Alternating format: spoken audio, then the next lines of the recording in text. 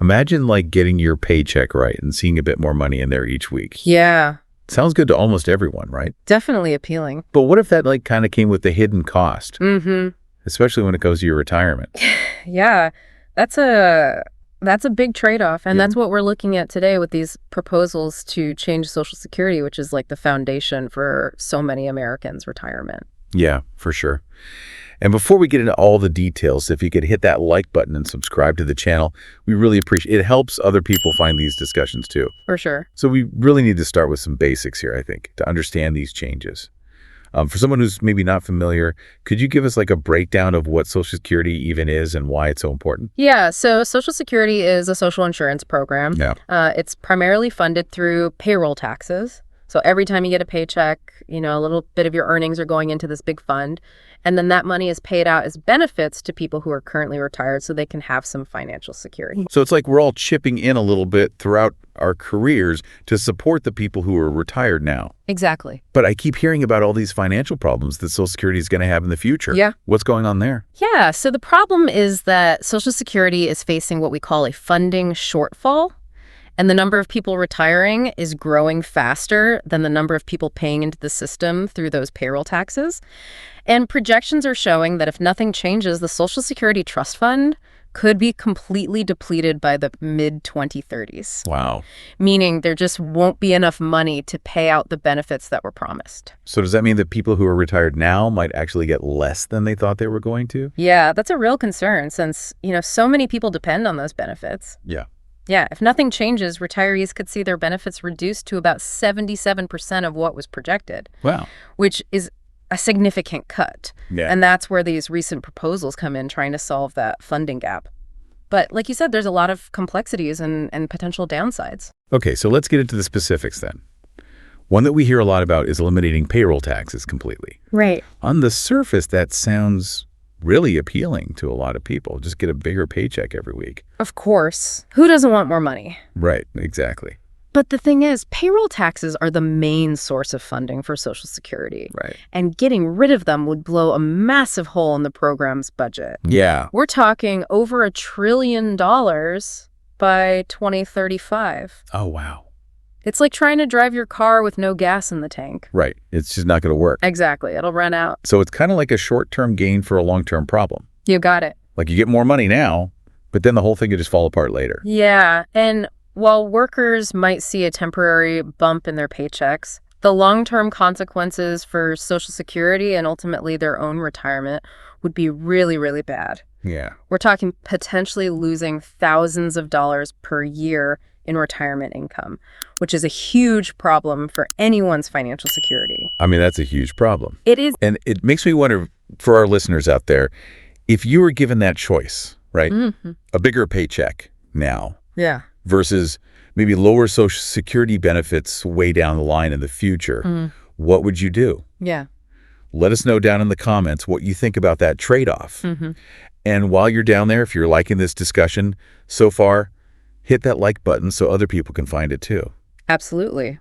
So eliminated the payroll tax, probably not as simple as some people would like it to be. Right. It's not a quick fix.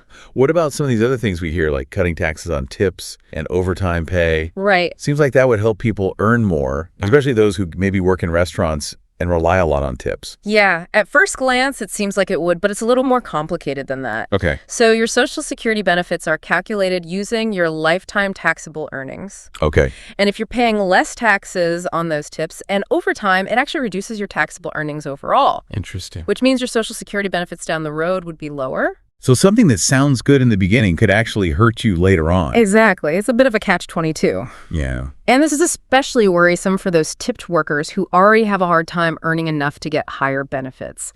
So these changes could actually make their financial security even worse in the future. It's amazing how these little changes can have such a big impact, especially when we're talking about something as large and complicated as Social Security. Absolutely. It's a complex system for sure.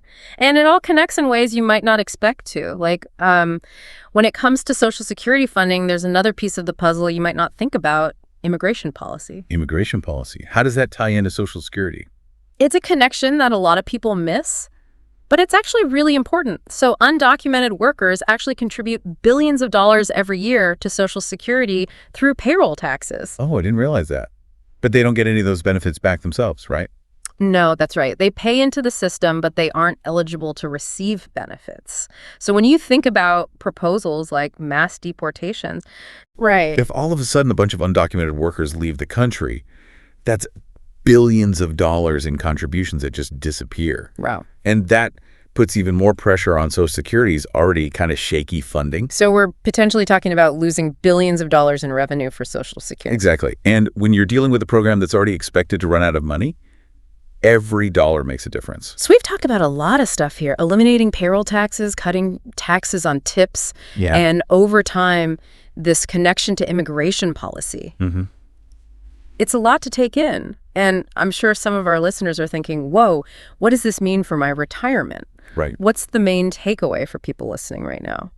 You know what I find really interesting is that this isn't just some political debate happening somewhere far away. Right. These changes could have a direct impact on millions of Americans' lives. Yeah, for sure. Whether you're about to retire or you're just starting out, you need to understand how this could change your financial future. It's a wake-up call to really pay attention to what's going on. Absolutely. You got to stay informed, be part of these conversations, make your voice heard. This is about the future of Social Security and really the financial well-being of generations to come. It's easy to get caught up in all the bad news about Social Security. Yeah. But this is a program that has survived a lot of challenges before. It's been around for like almost 100 years. Almost a century. It's adapted to so many changes. You're right. And what's really important is that both sides recognize that Social Security is vital. Right. Like politicians on both the left and the right, they understand that we need to fix this funding problem and make sure it keeps helping retirees. So even though there's no easy solution, at least everyone agrees that it's a problem that needs to be solved. Yeah. Gives me a little bit of hope.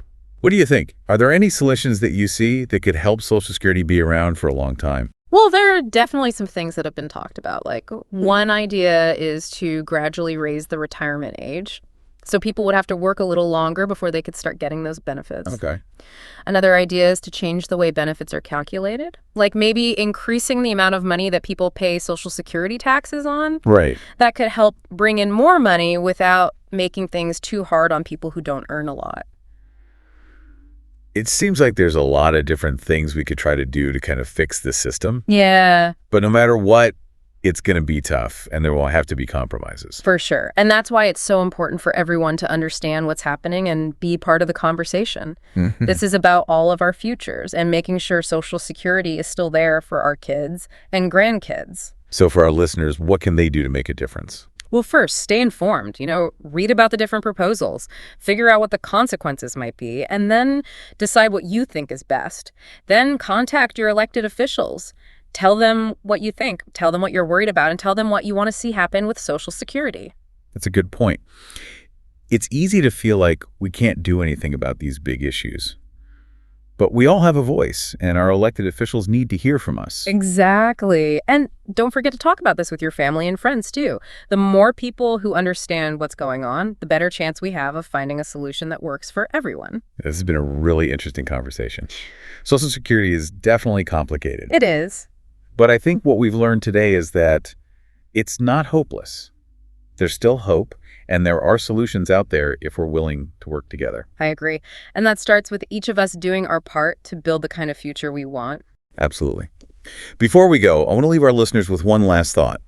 We've talked about the problems with Social Security, but we've also talked about some possible solutions and the importance of everyone getting involved. Now it's your turn. What are you going to do to make sure you and future generations have a secure retirement? Will you contact your representatives? Will you start planning for retirement differently? Let us know in the comments. Your voice matters, and what you do can make a difference. And if you found this conversation helpful, don't forget to give it a like and subscribe to hear more discussions about important topics. Thanks for joining us. Thanks for having me.